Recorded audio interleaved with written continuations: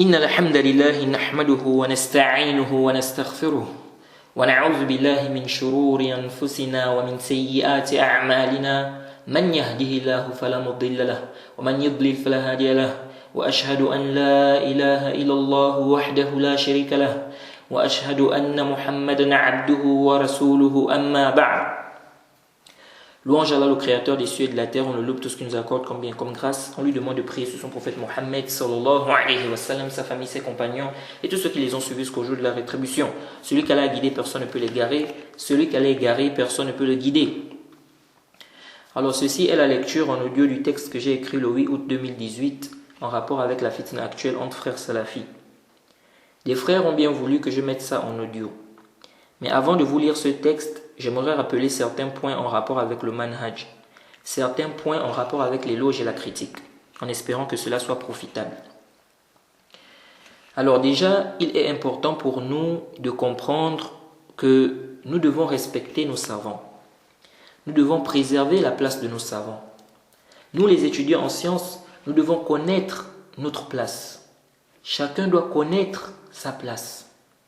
Les savants sont les héritiers des prophètes. Dénigrer les savants de la sunna, c'est ouvrir une porte au mal. Médite sur cette histoire. Ibn Asakir rapporte dans son livre Tarikh Dimashq, numéro 6377, il dit qu'il y avait un cher au nom de Abu Amir al-Qurashi al-Abdari. Il dit qu'il était hafiz et qu'il était faqih sur le mazhab de Daoud al-Zahiri. Il dit, c'est le cher parmi tous les chouyours que j'avais rencontrés qui avait le plus mémorisé. Il dit, c'est celui qui avait le plus mémorisé. Donc parmi les chouyours qu'il a rencontrés. Il dit un jour, on a cité l'imam Malik. Il a mal parlé de l'imam Malik. Donc Abu Amir. Il dit, j'ai lu auprès de lui le livre Kitab al-Amwal de Abi Ubayd. Il a dénigré Ibrahim al-Nakha'i. Il dit, un jour, donc Ibn Asakir dit, un jour, on s'est retrouvé chez Abul Qasim Ibn Samarqandi pour lire le livre Al-Kamil d'Ibn Adi. Ibn Adi a cité une histoire de As-Sa'di. Il a dit, donc Abu Amir, il a dit Ibn Adi ment. C'est plutôt la parole d'Ibrahim ibn Yaqub al-Juzajani. Ibn Asakir dit, قلت له السعدي هو الجوزجاني. Ibn Asakir dit, je lui ai dit, As-Sa'di, c'est al-Juzajani. C'est lui, al-Juzajani. Donc, As-Sa'di, c'est al-Juzajani. ثم قلت إلى كم نحتمل منك سوء الأدب. Il dit, puis j'ai dit, jusqu'à quand allons-nous supporter ton mauvais comportement? Jusqu'à quand allons-nous supporter ton mauvais comportement? تقول في إبراهيم النخعي كذا وفي مالك كذا وفي أبي عبيد كذا وفي ابن عدي كذا. Il a dit, jusqu'à quand allons-nous supporter ton mauvais comportement? Tu dis sur Ibrahim al-Nakha'i ceci, tu dis sur Malik cela, tu dis sur Abi Ubayd ceci, tu dis sur Ibn Adi cela. Il s'est énervé. Abu Amir s'est énervé. Il a dit, tel et tel avait peur de moi. Donc là c'était deux noms. Il a dit, tel et tel avait peur de moi. Et toi tu me dis ça? Ça arrivé au niveau où tu me dis ça? Écoutez ce que Ibn Asakir a dit. Ibn Asakir a dit, قلت له إنما نحترمك ما احترمت الأئمة فإذا أطلقت القول فيهم فما نحترمك. Allahu Akbar. Allahu Akbar. Il a dit إنما نحترمك ما احترمت الأئمة فإذا أطلقت القول فيهم فما نحترمك. Il lui a dit nous te respectons tant que tu respectes les imams, donc les savants. Si tu les dénigres, nous ne te respectons plus. Il a dit quoi? Nous te respectons tant que tu respectes les imams, donc les savants. Si tu les dénigres, nous ne te respectons plus. إنما نحترمك ما احترمت الأئمة فإذا أطلقت القول فيهم فما نحترمك فإذا أطلقت القول فيهم فما نحترمك. Nous te respectons tant que tu respectes les imams, tant que tu respectes les savants. Si tu les dénigres, nous ne te respectons plus. Il a dit, donc Abu Amir, par Allah, je connais de la science du hadith ce que d'autres ne connaissent pas parmi ceux qui m'ont précédé. Je connais du Sahih al-Bukhari, du Sahih Muslim, ce qu'ils ne connaissent pas eux-mêmes. Ibn Asakir dit, je lui ai dit, en guise de moquerie, alors ta science est une inspiration? Il m'a dit, par Allah, c'est une inspiration. Ibn Asakir dit, je l'ai délaissé, je l'ai boycotté, et je n'ai pas pu finir le livre avec lui. Médite, ô toi le salafi, médite bien sur cette parole. Médite bien sur cette parole, ce qu'elle comporte comme manhaj salafi.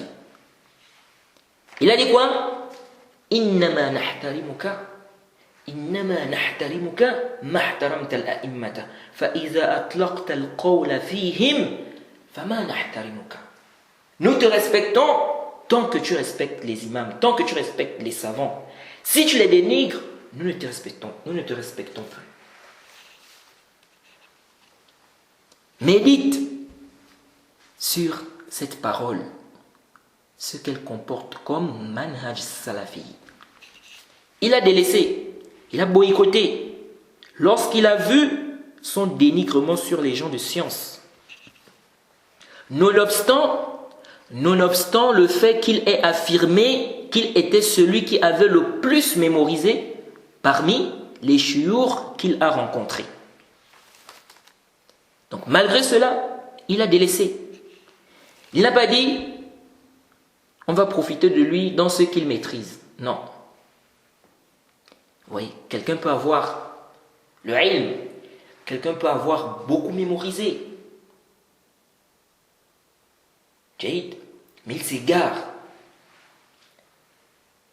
Il est pris d'orgueil. Il dénigre les savants. Donc il a délaissé, il a boycotté. Et c'est ainsi. On te respecte tant que tu respectes les savants. Tu les dénigres, on ne te respecte plus. Même si tu as mémorisé tout le Coran, même si tu as mémorisé le Sahih Bukhari, le Sahih Muslim, le Sunan Tirmidhi, Tirmidhi, Nasa'i, Ibn Majah, même si tu as mémorisé tous ces kutub-là, إياك وإياك أن تطعن في العلماء بغير حجة والبراهين. Prends garde de dénigrer les savants sans aucune preuve. Et quand on dit tel dénigre les savants, certaines personnes disent mais comment ça tel dénigre les savants? Est-ce qu'il a dénigré tous les savants? Non. Quand on dit tel dénigre les savants, c'est parce qu'on voit qu'il dénigre des grandes références, des savants qui se démarquent. On voit qu'il dénigre des grandes références. Ça ne veut pas dire qu'il dénigre tous les savants, parce que même le mubtadi', il n'est presque pas possible qu'il ait connaissance de tous les savants et qu'il dénigre tous les savants. Donc, si on voit que cette personne est en train de dénigrer des savants, il dénigre des savants, il dénigre des grandes références, il dénigre des savants, on dit il dénigre les savants. Même si il ne dénigre pas tous les savants.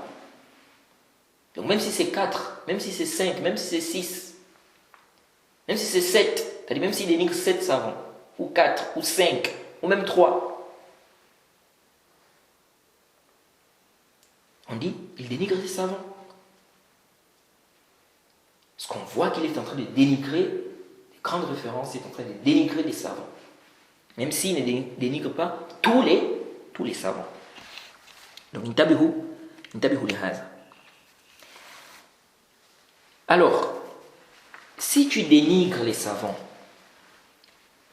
tu fais en sorte qu'il n'ait plus de valeur dans le cœur des gens. Qu'est-ce qui va se passer? Les gens vont écouter qui maintenant?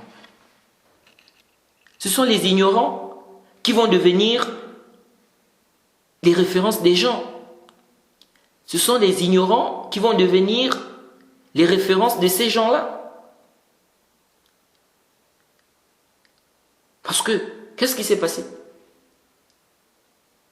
Tu as dénigré ces savants-là. Tu as fait en sorte qu'il n'ait plus de valeur dans les cœurs des gens, dans les cœurs de ces gens.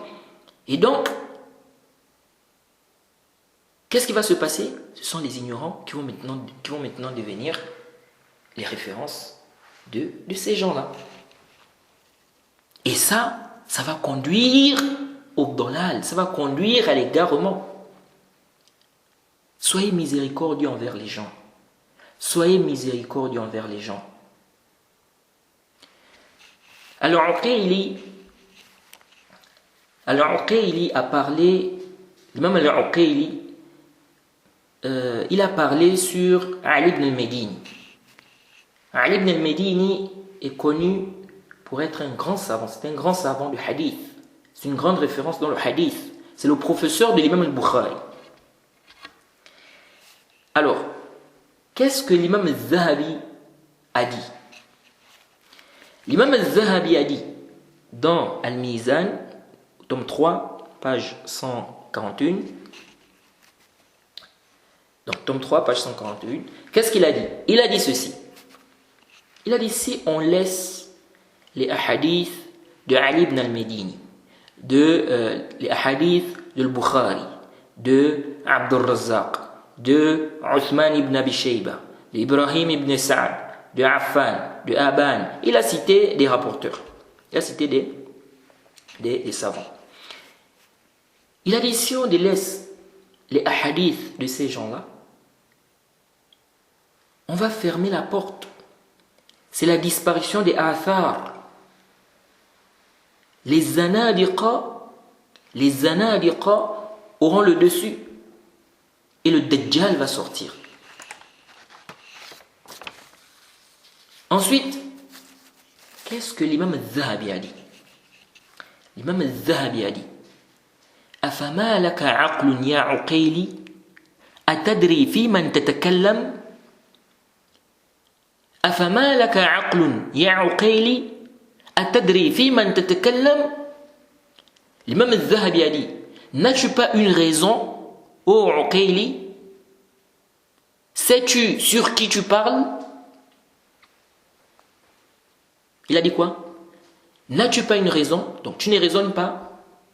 Ne raisonnes-tu pas? N'as-tu pas une raison? Sais-tu sur qui tu parles? أفما لك عقل يا عقيلي أتدري في من تتكلم. N'as-tu pas une raison? Ne raisonnes-tu pas? Sais-tu sur qui tu parles? وإنما تبعناك في ذكر هذا النمط لنذب عنهم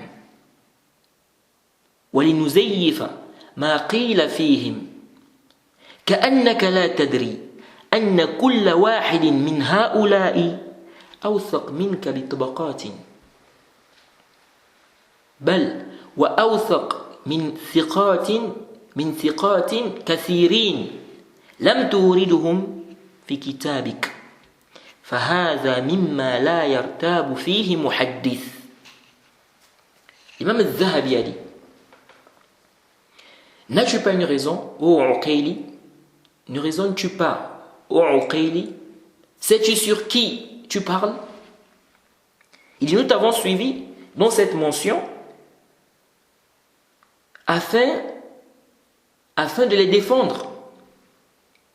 Donc, nous avons cité ces imams-là, donc, dans le livre, afin de les défendre et refuter ce qu'on a dit sur eux. Il dit: كأنك لا تدري أن كل واحد من هؤلاء أوثق منك بطبقات بل وأوثق من ثقات كثيرين لم توردهم في كتابك فهذا مما لا يرتاب فيه محدث. Il dit: c'est comme si tu ne sais pas que chacun d'eux est plus digne de confiance que toi. Ils sont même plus dignes de confiance que beaucoup de rapporteurs dignes de confiance que tu n'as pas mentionné dans ton livre. Et ceci est une chose dont un muhaddith ne peut douter. Oui. L'imam al-Zahabi, il n'a pas accepté la position de Al-Uqayli sur Ali ibn al-Medini et ceux-là qu'il a cités. Il a dit quoi? Il a dit: Afama laka aqlun ya Uqayli atadri fi man tatakallam? N'as-tu pas une raison? Ne raisonnes-tu pas? Ne raisonnes-tu pas, ô Uqayli? Sais-tu sur qui tu parles?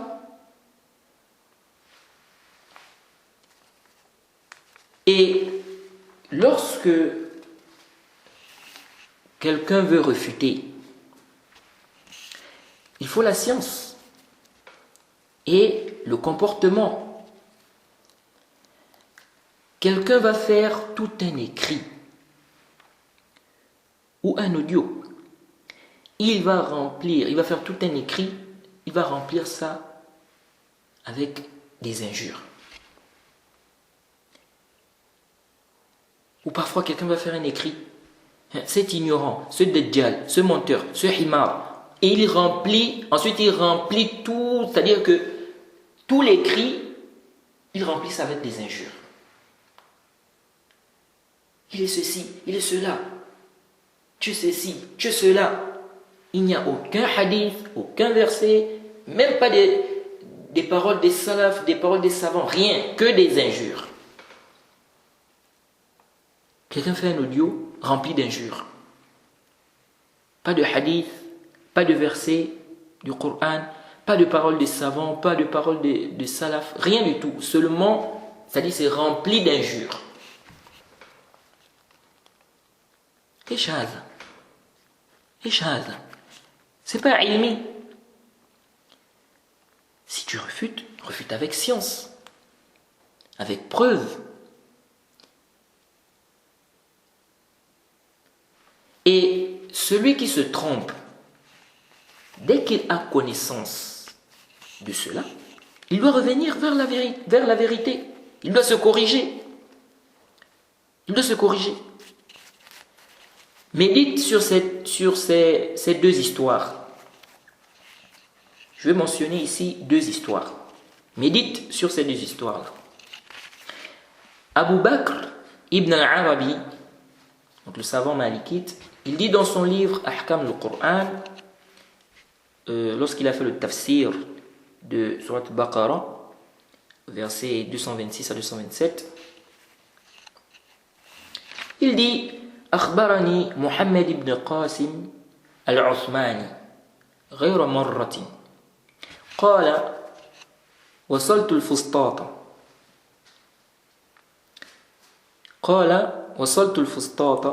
مرة فجئت مجلس الشيخ أبي الفضل الجوهري وحضرت كلامه على الناس. Il dit: que Muhammad ibn al-Arabi dit que Muhammad ibn Qasim al-Uthmani lui a dit plus d'une fois qu'il est arrivé, donc il lui a dit, je suis arrivé à Al-Fustat une fois et je suis allé dans l'assise du cheikh Abil Fadl al-Jawhari. Et donc j'ai assisté à sa parole, ou bien lorsqu'il est en train de parler aux gens. Alors, qu'est-ce qui s'est passé? Il dit فكان مما قال في أول مجلس جلست إليه إن النبي صلى الله عليه وسلم طلق وظاهر وآلى. Il dit, parmi les choses qu'il a dites lorsque je me suis assis pour la première fois auprès de lui, le prophète, donc, il a dit quoi? Il a dit, le prophète a divorcé. Donc, ça c'est Muhammad ibn Qasim al-Uthmani. Il dit que quand il s'est assis, donc quand il est allé s'asseoir, donc quand il est allé à l'assise de ce cheikh, il a dit, le prophète a divorcé. Le prophète a fait le zihar. Et le prophète a fait al-ila. Al-zihar, c'est quoi al-zihar? Al-zihar, c'est le fait de dire, le fait qu'un homme dise à sa femme, tu es pour moi comme le dos de ma mère. On parle de quoi? De al-zihar. Et al-ila, c'est le fait qu'un homme jure de ne plus avoir des rapports avec sa femme. Bon, après, les savants divergent sur le temps. Certains savants disent que si c'est plus de 4 mois, c'est ce qu'on appelle al-ila. D'autres disent c'est 4 mois. D'autres disent ça peut être moins de 4 mois. Ça peut être moins de 4 mois. Et c'est ce qui est juste aller le plus savant. Ça peut être moins de 4 mois. Donc la personne, donc celui qui jure de ne plus avoir des rapports avec sa femme, même si c'est pendant une période de moins de 4 mois, c'est toujours considéré comme al-ila. Bref, ce n'est pas le sujet ici. Donc lui, qu'est-ce qu'il a dit? Il a dit, le prophète a divorcé, le prophète a fait le zihar, il a fait al-ila.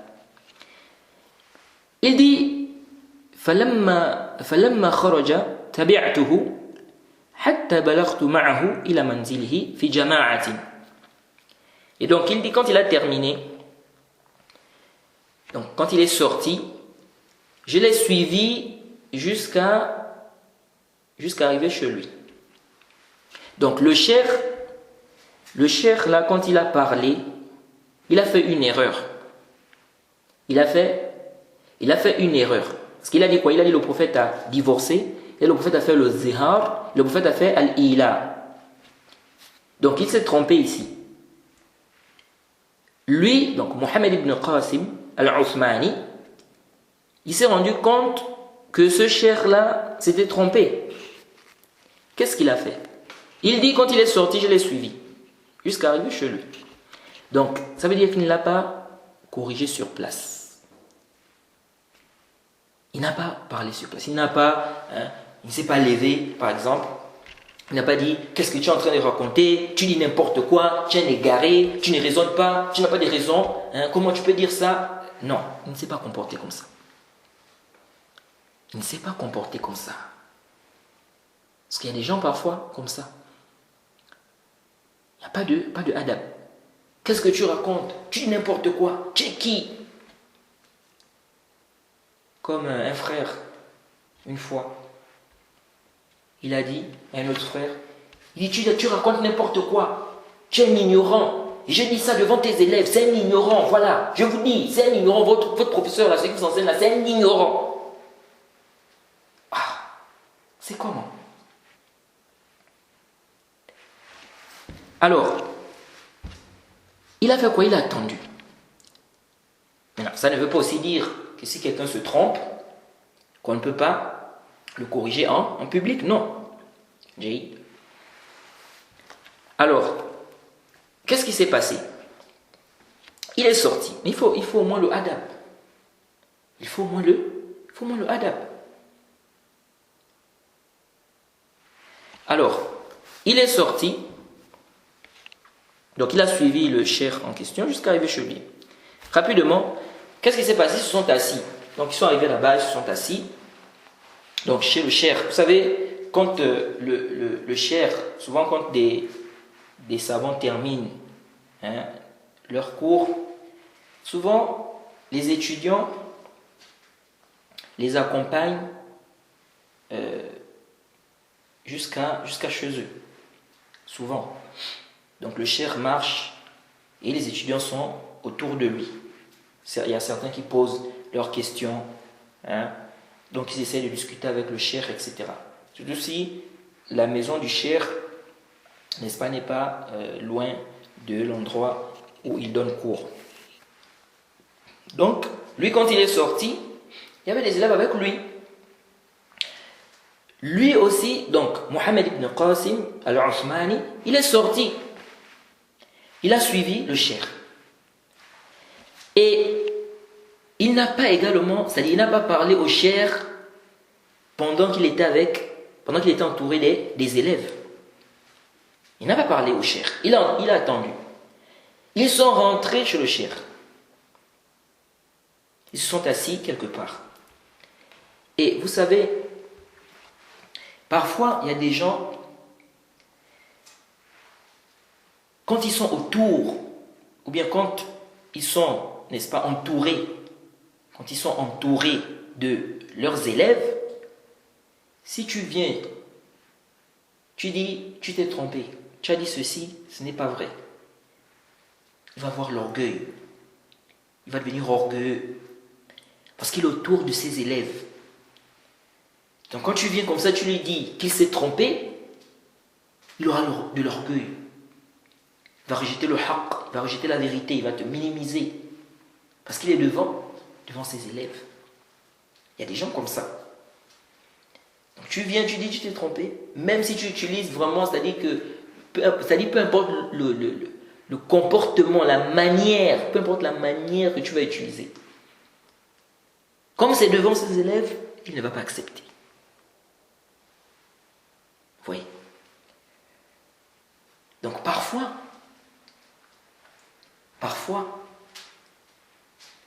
il y a des gens, s'ils se trompent, vois-le, tu le vois, à côté, tu lui dis vraiment, tu as dit ça, tu t'es trompé.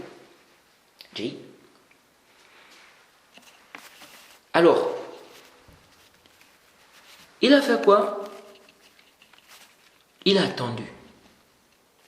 Et ici, je ne dis pas que ce cheikh-là, qu'ici, Mohamed ibn Qasim lui avait dit devant ses élèves que tu t'es trompé, il devait avoir de l'orgueil, il devait faire l'orgueil. Non, c'est pas ce que je suis en train de dire. Je dis qu'il y a des gens comme ça. Alors lui, qu'est-ce qui s'est passé?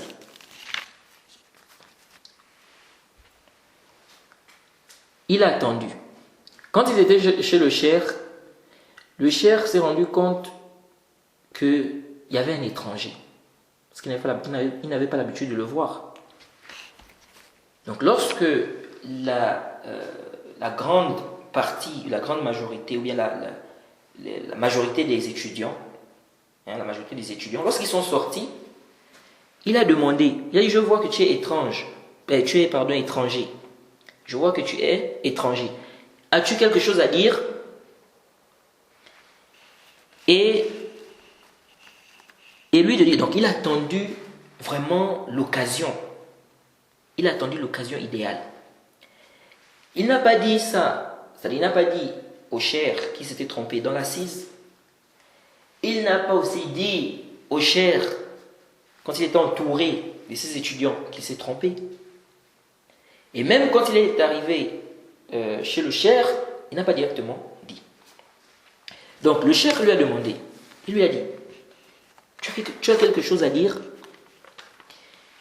Il a dit oui. Et le cheikh de dire, donc, à ceux qui étaient là, donc les autres étudiants qui étaient restés, il leur a demandé de le laisser, donc laisser parler, donc de libérer, hein, de s'en aller, de le laisser avec le cheikh, donc de laisser le Mohammed ibn Qasim. Alors, il dit quoi? Mohammed ibn Qasim dit, donc ils se sont levés, sont partis. Donc les étudiants qui étaient restés sont partis. Il dit, فَبَقِيتُ وَحْدِي مَعَهُ. Il dit, je suis resté seul avec lui. Je suis resté seul avec lui. Donc il est resté seul avec le cheikh.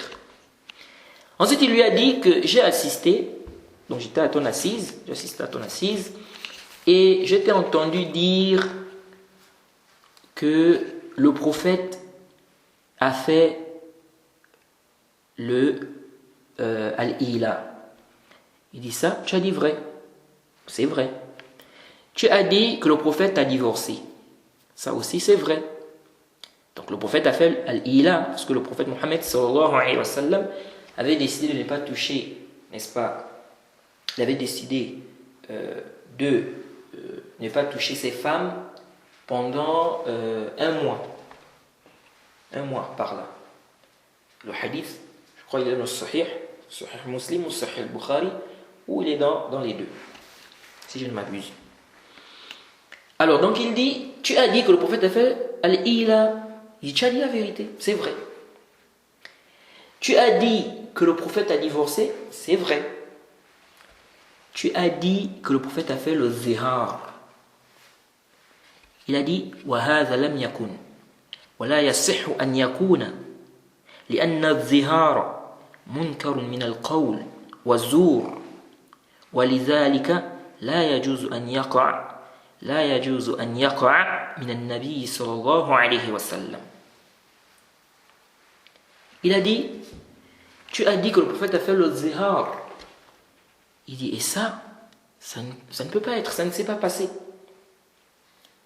Et ce n'est pas authentique. Et ça ne peut pas être. Il dit, car le zihar est une parole blâmable et mensongère. Et donc, ça ne peut pas arriver au... ce n'est pas permis, n'est-ce pas, que il n'est pas permis que le prophète Mohammed sallallahu alayhi wa sallam puisse faire cela. Jaïd. Alors, qu'est-ce qu'il a dit? Il dit, il m'a serré, il m'a embrassé. Donc, Mohammed ibn Qasim dit, il m'a serré, il m'a embrassé. وَقَبَّلَ رَأْسِي وَقَالَ أَنَا تَائِبٌ مِنْ ذَلِكَ. Il dit, il m'a serré, il m'a embrassé, et il a dit, je me repens de cela.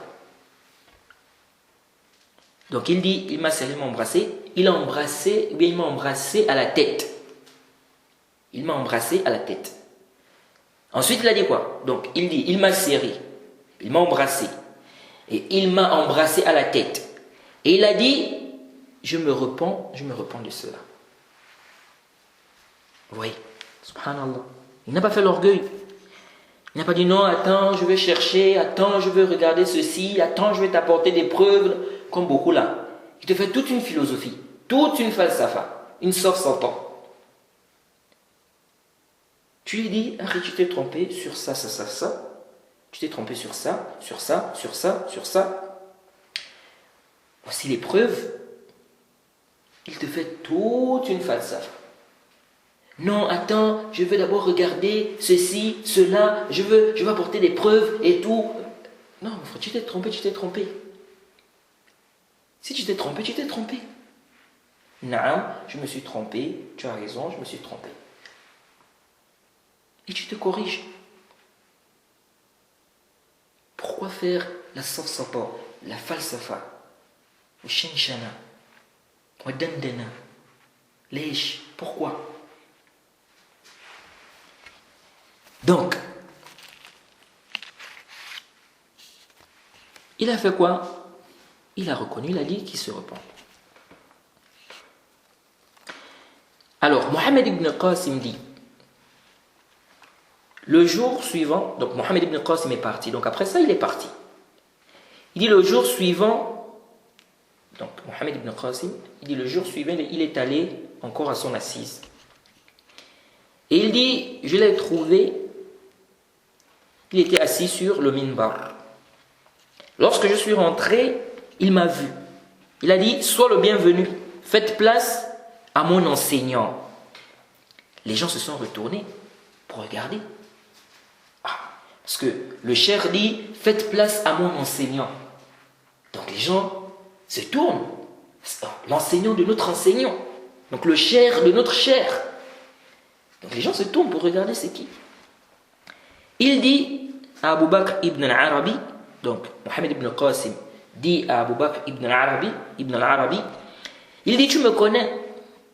Donc, comment je suis? Parce que c'était quelqu'un de timide, honteux.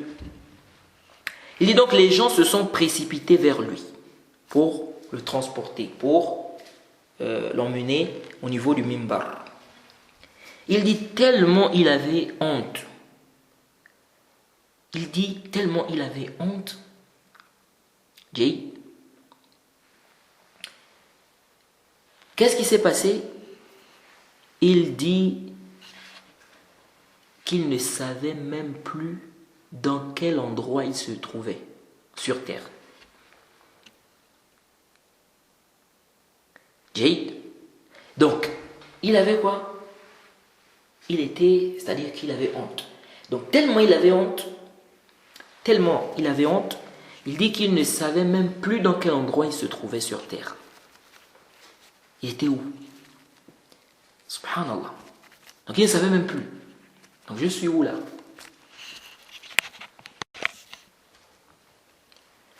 Le cheikh a dit, je suis votre enseignant. Donc le cheikh, donc celui qui s'est trompé, il a dit, je suis votre enseignant et ça c'est mon enseignant. Hier je vous ai dit que le prophète Mohammed sallallahu alayhi wa sallam a fait al-ila, il a fait le talaq, il a fait le zihar, et personne parmi vous ne m'a refuté. Vous voyez? Il dit, personne parmi vous ne m'a refuté. Donc vous voyez, il éduque ses élèves. Et c'est comme ça. Un cheikh doit éduquer ses élèves. Il ne doit pas éduquer ses élèves au fanatisme. Il y a des gens qui éduquent leurs élèves au fanatisme.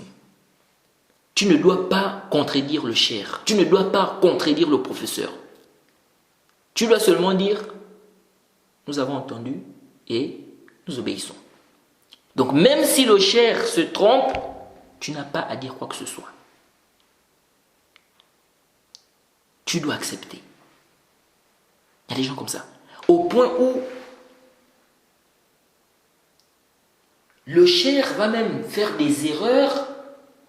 Il va rester dans ses erreurs parce que, même si les étudiants ont vu, ils ont vu l'erreur du cheikh, mais ils vont laisser le cheikh dans son erreur. Pourquoi? Parce que si les étudiants parlent, le cheikh va considérer ça comme un manque de respect. Donc, ils ont été éduqués comme ça. Donc, ils font quoi? Ils ne parlent pas. Donc, le cheikh peut dire quelque chose qui n'est pas bien, quelque chose qui n'est pas vrai. Ils ne vont pas parler. Pourquoi? Parce que s'ils parlent, le cheikh va considérer ça comme un manque de respect. Déjà, même pour eux, c'est un manque de respect. Il y a des gens qui sont arrivés à ce stade. C'est-à-dire, faire comprendre à ton cheikh qu'il s'est trompé, pour eux, c'est un manque de respect. Et donc, tu ne dois pas faire ça. D'autres sont allés même plus loin. Moi, j'ai vu des gens. Le fait de dire, c'est-à-dire que si tu dis à ton cheikh qu'il s'est trompé, tu n'auras pas de baraka dans ton ilm, dans ta science. Regardez des choses comme ça. Min ayna lakum hadha? Min ayna lakum hadha? Vous avez vu ça où? Vous voyez? Donc, il y a des gens comme ça. Il éduque ses élèves au fanatisme. Dès qu'il a dit quelque chose, ils doivent accepter, ils doivent prendre ça comme ça. Il n'y a pas à dire que non, le cheikh s'est trompé. Non, il n'y a pas ça. Et parfois, il va même rester dans son égarement. Donc le cheikh va rester dans son égarement. Pourquoi? Parce qu'il a éduqué ses élèves au fanatisme, au point où les élèves ont même déjà peur. Les élèves ont même déjà peur de dire qu'il s'est trompé, de lui dire qu'il s'est trompé. Donc ils sont là. Le cheikh se trompe, il se regarde seulement. Donc entre eux, personne ne parle. Et il y a d'autres même, ils ne vont pas, c'est-à-dire ils n'arrivent pas à dire, non, on dit il y a le adab, il y a le comportement, tu trouves un usloub, c'est ton cheikh, naam, tu trouves une manière, mais de là à dire que tu te tais, tu ne parles pas. Et il y a d'autres qui vont même plus loin, ils ne parlent pas, donc ils laissent le cheikh dans l'erreur et ils empêchent ceux qui veulent, c'est-à-dire ceux qui veulent refuter le cheikh, ou bien ceux qui veulent faire comprendre au cheikh qu'il s'est trompé, ceux-là aussi, il ne veut pas qu'il parle.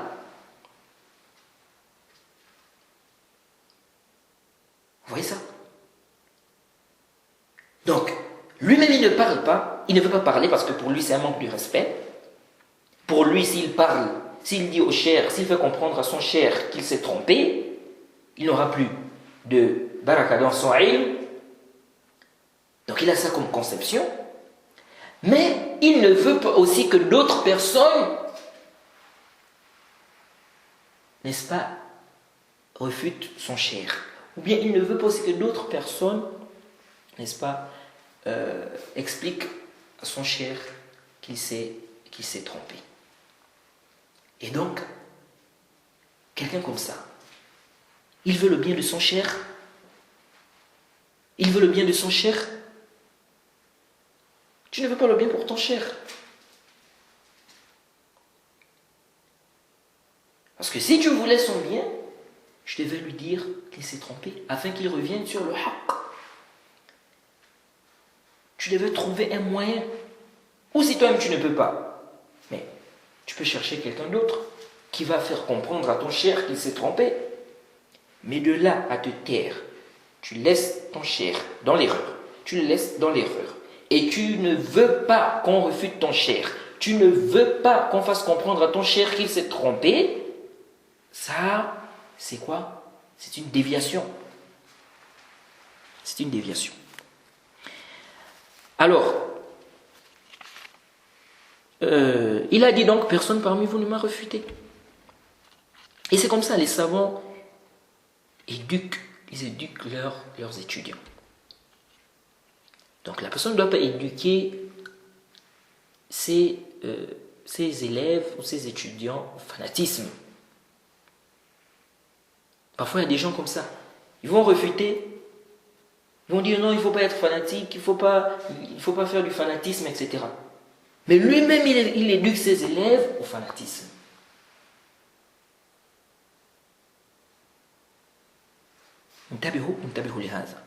Qu'Allah nous en préserve. Alors, Donc il a fait comprendre qu'il s'est trompé, etc. Il a dit quoi? Ana ta'ibun an qawli bil ams wa raji'un anhu ila al-haqq. Il a dit je me repens de cette parole.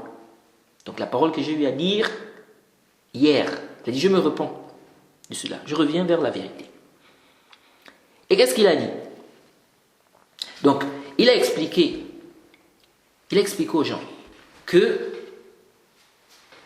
qu'il a eu à dire ces propos-là et que donc Mohammed ibn Qasim l'a suivi jusqu'à sa demeure, jusqu'à chez lui, et il lui a fait comprendre qu'il s'était trompé. Donc il a expliqué ça. Ensuite il a dit je me repens de cette parole. Oui. Et il a dit celui qui a entendu, donc il a fait comprendre en fait que celui qui a entendu ça parmi donc ceux qui ont assisté, qu'il le sache. Et que celui qui est absent, donc il a fait comprendre que celui qui est absent, il a dit celui qui est absent, ok, que celui qui est présent l'informe. Ensuite il a dit qu'Allah récompense en bien celui qui lui a dit qu'il s'était trompé. Oui. Donc il est revenu devant les gens, il a dit qu'il s'est trompé, il a fait comprendre qu'il s'est trompé, il a dit qu'il se repent. Et il a fait comprendre à ceux qui étaient là, n'est-ce pas, c'est ce qu'ils doivent retenir de lui. Et que ceux qui sont absents, donc ceux qui sont présents, doivent dire, n'est-ce pas, à ceux qui sont absents que le cheikh s'est trompé, etc. Donc, il a fait. Et il y a des gens, aujourd'hui, s'ils se trompent en public, tu viens, tu lui dis en privé qu'il s'est trompé, il accepte. Tu apportes des preuves, il accepte. Mais il ne vient pas en public pour dire qu'il s'était trompé. Donc, il laisse les gens dans cette déviation, il laisse les gens dans l'égarement. Non. C'est pourquoi certains, parfois, quand quelqu'un se trompe comme ça, en public, tellement qu'ils connaissent déjà cette personne-là, ils savent que, même si on lui dit en privé qu'il s'est trompé, il ne va pas venir corriger ça en public. Donc qu'est-ce qu'ils font? Ils corrigent sur place. Non. Parce que lui là, on sait que c'est comme ça qu'il est. Il accepte en privé, mais il ne vient jamais corriger en public. Il y a des gens comme ça. Il fait des erreurs en public, des erreurs. On lui dit qu'il s'est trompé, on lui dit ça en privé. Il accepte. Oui, je me suis trompé, vous avez raison. Vous avez raison. Je me suis trompé. Mais il ne vient jamais corriger ça en public. Pourtant, il s'est trompé en public. Donc les gens qui ont entendu ces égarements-là, les gens qui ont entendu ces faussetés-là, ces gens-là gardent toujours ça. Donc ils ne savent pas qu'en réalité, lui, il s'est trompé, il a reconnu son erreur. Donc il reste avec ces faussetés-là, ces égarements-là. Non. Tu dois, n'est-ce pas, te décharger. Tu as fait l'erreur là en public, tu viens, tu dis je me suis trompé. J'ai dit ça, c'est une erreur. Sachez que c'est une erreur. Il y a des gens, c'est comme si dire je me suis trompé, ou bien dire que ce que j'ai dit là, c'était une erreur, dire ça c'est comme si c'est haram pour eux. C'est une erreur. Oui, ce que j'ai dit là, c'était une erreur. Khalas.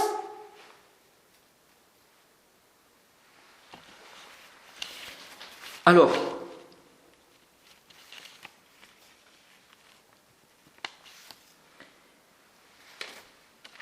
il a été rapporté également par Al-Khatib al-Baghdadi dans son livre Tarikh al-Baghdad que l'imam al-Daraqutni a assisté à une assise d'un cheikh au nom de Abu Bakr. L'imam ad-Daraqutni, c'est un savant de la Sunna, c'est un savant connu. Alors il a assisté à une assise, donc c'était un vendredi. Le cheikh qui enseignait là a fait une erreur. Et l'erreur, on peut tous faire des erreurs. Ça, c'est un point qu'il faut comprendre. Parce qu'il y a des gens, parfois, quelqu'un fait une petite erreur, ça devient comme si, c'est-à-dire que ça... Non, c'est-à-dire on veut faire de ça un gros problème. On peut tous faire des erreurs. Des savants se trompent. Des étudiants en sciences se trompent.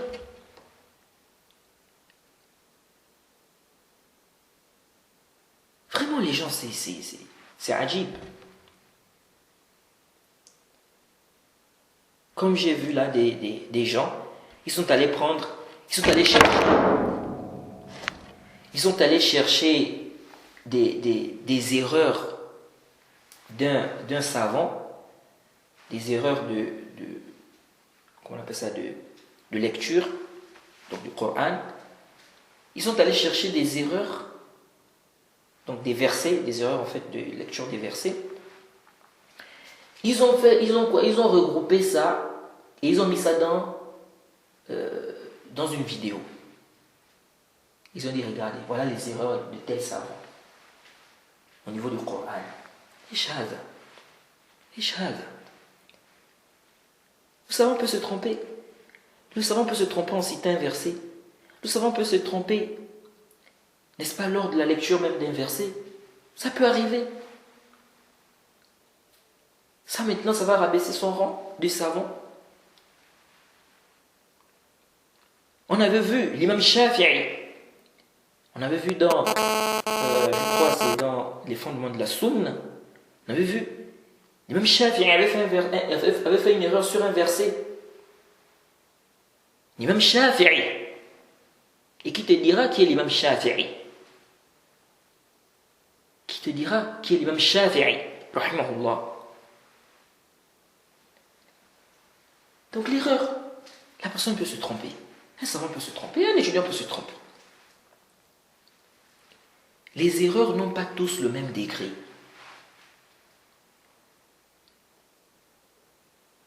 Et puis aussi, parce qu'il y a des gens, non, on dit, on peut tous faire des erreurs. Non. Il y a des gens parfois qui viennent avec cette parole, mais ils visent par là le batil. Ça veut dire quoi?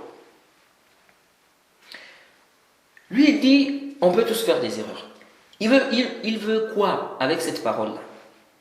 Quand il dit ça, c'est pour dire en fait qu'on ne doit pas réfuter l'erreur. On ne doit pas réfuter le faux. Non. Non, on peut tous faire des erreurs. Ça ne veut pas dire que si quelqu'un fait une erreur, on doit le regarder comme ça. On ne dit rien, on ne fait rien. Non. Il faut comprendre à la personne que tu as fait une erreur ici, tu t'es trompé ici, voilà. C'est un savant, si c'est un savant, avec le adab, on dit, ya cher, vous avez dit ça, on a vu comme ça, ou bien voilà, le verset dit ceci, ou bien le hadith dit ceci, et khalas. Et même si ce n'est pas un savant, même un étudiant, ce n'est pas parce que c'est un étudiant que tu dois, si tu veux maintenant réfuter cet étudiant-là, tu dois maintenant le réfuter comme si c'était, je ne sais pas, tu insultes, Non. On doit se respecter. Les musulmans doivent se respecter. Donc, on peut tous se tromper. Naam, on peut tous se tromper. Mais on peut tous se tromper, ça ne veut pas dire qu'on ne doit pas réfuter l'erreur. On réfute l'erreur. S'il y a une erreur, on dit, ça c'est une erreur. On fait comprendre à la personne que la personne s'est trompée. Et celui qui s'est trompé, qui a connaissance, il doit se corriger. Tu as dit quelque chose qui a égaré des gens. Tu as dit quelque chose, n'est-ce pas, qui égare des gens. Tu dois corriger ça. Tu dois corriger ça. Car ce que tu as dit égare des gens. Oui. Maintenant, il y a des erreurs. Parfois, quelqu'un peut faire une erreur. Ce n'est pas une erreur qui... C'est-à-dire, ça n'égare personne. C'est une petite erreur que la personne a eu à faire. Mais ça n'égare personne. Jade. Mais ça ne veut pas aussi dire que la personne, si la personne a connaissance de ça, la personne doit faire maintenant, la personne doit rejeter et dire que non, non, tu t'es trompé, tu t'es trompé. Tu t'es trompé, Jade. Alors, donc, il s'est trompé, ce cheikh-là s'est trompé. Il a dit, donc il s'est trompé, il a dit Hayyan, en fait il s'est trompé sur un nom. Il a dit Hayyan ou Hibban. Hayyan ou Hibban. L'imam Ad-Daraqutni s'est rendu compte de cette erreur. Il dit qu'il n'a pas voulu en fait, comment on appelle, faire savoir au cheikh qui s'était trompé sur place. Qu'est-ce qu'il a fait? Il est allé voir celui qui répétait. Donc celui qui répétait les propos du cheikh. Parce qu'à l'époque, ce n'était pas comme maintenant. Maintenant, on a des baffles. Jaïd. Donc, si le cheikh enseigne, il y a le micro, on entend.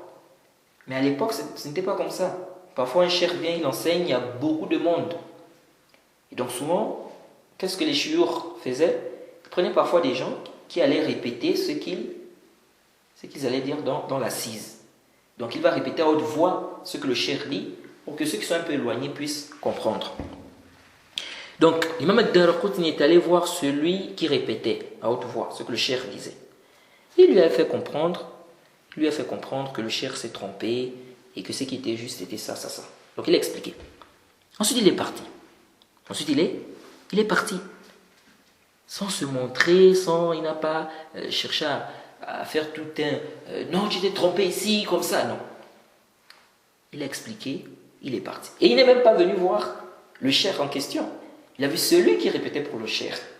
Il lui a dit. Et qu'est-ce qui s'est passé? Le vendredi suivant, quand il est revenu, il a trouvé que le cheikh était en train de dire, il était en train d'expliquer en fait qu'il s'était trompé. Donc le cheikh a fait comprendre qu'il s'est trompé. Il a dit, n'est-ce pas, la fois passée, on a changé tel nom. Jaïd. Bon, quelqu'un peut dire, mais c'est quoi le problème entre Hayyan et Hibban? Hayyan et Hibban, c'est pas grave. Non, Hayyan, Hibban, si le cheikh, il dit que c'est Hayyan alors que c'était Hibban, ça peut poser un problème. Parce que si maintenant les gens, c'était parce que c'était au niveau du isnad, s'est trompé au niveau d'une chaîne de transmission, donc un isnad. Donc si dans la chaîne de transmission, on a, par exemple, à la base c'est Hibban, lui il a dit Hayyan, quand les gens du hadith vont prendre le hadith pour voir si c'est authentique ou pas, pour authentifier le hadith, etc. Quand ils vont voir Hayyan, ils vont chercher c'est qui Hayyan. Ils vont chercher Hayyan. S'ils ne trouvent pas, qu'est-ce qu'ils vont faire? Ils vont dire le hadith, il y a un rapporteur qui est inconnu. Alors que c'est une erreur, ce n'était pas Hayyan, c'était plutôt Hibban. Lui, il a dit quoi? Il a dit Hayyan. Et les étudiants ont écrit quoi? Ont écrit Hibban. Oui. Ou vice-versa. C'était Hayyan et lui, il a dit Hibban. Vous voyez. Donc, il a fait comprendre qu'il s'était trompé. Il a dit un jeune qui nous a informé, n'est-ce pas, qu'on s'est trompé, etc. Et il ne savait pas, le cheikh ne savait pas qu'il s'agissait de l'imam Ad-Daraqutni. Le cheikh ne savait pas que c'est l'imam Ad-Daraqutni qui est allé voir celui qui répétait pour lui dire que le cheikh s'était trompé. Vous voyez. On accepte la vérité. On accepte la vérité même si elle provient d'un jeune. Même si elle provient d'un jeune. Alors, j'ai cité ces histoires-là, afin qu'on tire des profits, afin qu'on puisse tirer des profits. Ces histoires nous montrent qu'on doit accepter le haqq, on doit accepter la vérité, et on doit aussi savoir comment refuter, et aussi comment se comporter envers des chouyours, envers des savants, envers des gens qui sont écoutés par beaucoup de gens, qui sont suivis parmi les gens de science. Donc la personne doit accepter le haqq. Et la personne doit se corriger. La personne doit se corriger. Donc, ces deux imams, ces deux chouyours qui se sont trompés là, ils n'ont pas fait l'orgueil. Ils sont venus clairement, ils ont dit qu'ils se sont trompés. Ils ont fait comprendre qu'ils se sont trompés. Donc la personne doit accepter la vérité. La personne doit accepter la vérité. Si tu te trompes, il faut te corriger. Il faut te corriger. Et il faut être humble. Il faut être humble. Alors, avant de commencer la lecture de mon écrit, j'aimerais rappeler quelques règles en rapport avec l'éloge et la critique. Et je demande à Allah de nous éloigner de cette fitna, de cette grande fitna qui ne cesse de diviser les frères. Qui ne cesse de diviser les frères. Le cheikh Mohammed a critiqué des gens. Le cheikh Rabi' dit que le cheikh Mohammed n'a pas de preuves. Et le cheikh Mohammed estime qu'il a des preuves. De là, les gens font toute une fitna. On voit des frères qui se font toute une guerre avec des mensonges, des tromperies, des exagérations. Au point où un frère m'a dit que des frères vont dans certaines maisons interroger des frères concernant cette fitna. Qu'est-ce que tu penses de Cheikh Mohammed? Parfois des frères, c'est-à-dire des frères même qui ne connaissent pas la langue arabe. Des frères même parfois qui ne connaissent même pas qui est Cheikh Mohammed. Parce qu'il y a des gens même qui ne connaissaient pas, c'est-à-dire qui est Cheikh Mohammed. Cheikh Mohammed ibn Hadi. C'est dans cette fitna-là qu'ils ont su qui était Cheikh Mohammed. Un frère m'a dit que des frères vont dans des maisons pour interroger des frères. Qu'est-ce que tu penses du Cheikh Mohammed? Tu es avec qui? Cheikh Mohammed ou Cheikh Rabi'? En forçant même des frères, n'est-ce pas, à s'exprimer. Et les frères se boycottent entre eux. Et on s'insulte même. On se menace. Il y a des menaces même. Et voilà aussi un autre groupe là-bas. Si quelqu'un dit qu'il est d'accord avec le Cheikh Rabi', donc qu'il estime qu'il n'y a pas de preuve, voilà, ils disent il fait partie des Sa'afiq. Il fait partie des Sa'afiq. Kullu hadha inhiraf an manhaj as-salaf. Tout ceci est une déviation du manhaj des salaf. Traiter tout le monde comme ça, traiter tout le monde qui n'est pas d'accord avec toi sur cette question de Sa'afiq comme ça, هذا ظلم, ça c'est de l'injustice. وانحراف. C'est une injustice.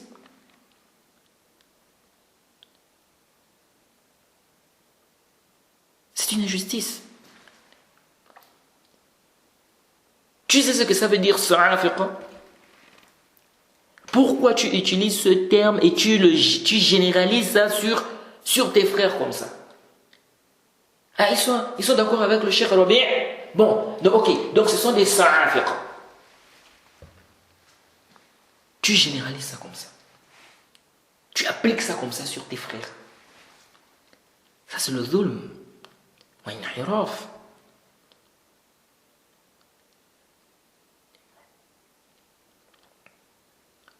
Intabihu. Il faut être équitable. Allah subhanahu wa ta'ala dit quoi?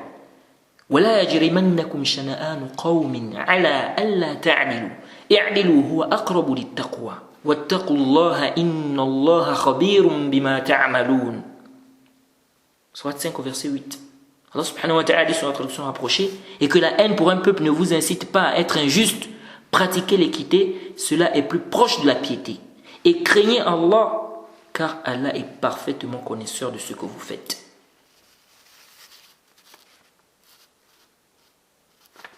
Donc on doit être au juste milieu. Et même la mas'ala du ilhaq, ça des dawabit. Comment tu vas appliquer quelque chose comme ça sur un groupe de... C'est-à-dire que tu appliques ça sur plusieurs personnes comme ça.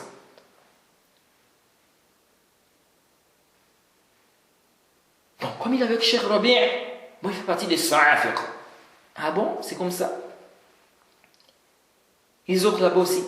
Bon, comme il est avec Cheikh Mohammed, bon, c'est le Hajar. Et Shahada, tout ça c'est quoi? Tout ça c'est quoi? Et tous les gens sont rentrés dans cette... C'est-à-dire que c'est vraiment ajib. Tu vois des gens là-bas, celui-là écrit là-bas, l'autre écrit là-bas, l'autre là-bas il écrit, oh non comme ça, oh Jadid, tel a dit, oh tel cher, oh comme ça, Jadid. C'est comment? Et voilà la fitna qui ne fait que prendre de l'ampleur. Les gens sont en train de se diviser. Moi, parfois des frères viennent me questionner. Est-ce qu'on peut encore écouter tel? Est-ce qu'on peut... Vraiment, c'est toute une division. Pourquoi les frères? Pourquoi?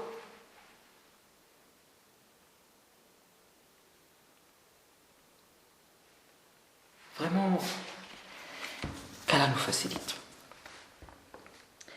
Parler sur les gens, ce n'est pas une petite chose. Ce n'est pas une petite chose, les frères. Et la science du jarh wa ta'dil n'est pas un jeu. Ce n'est pas un jeu.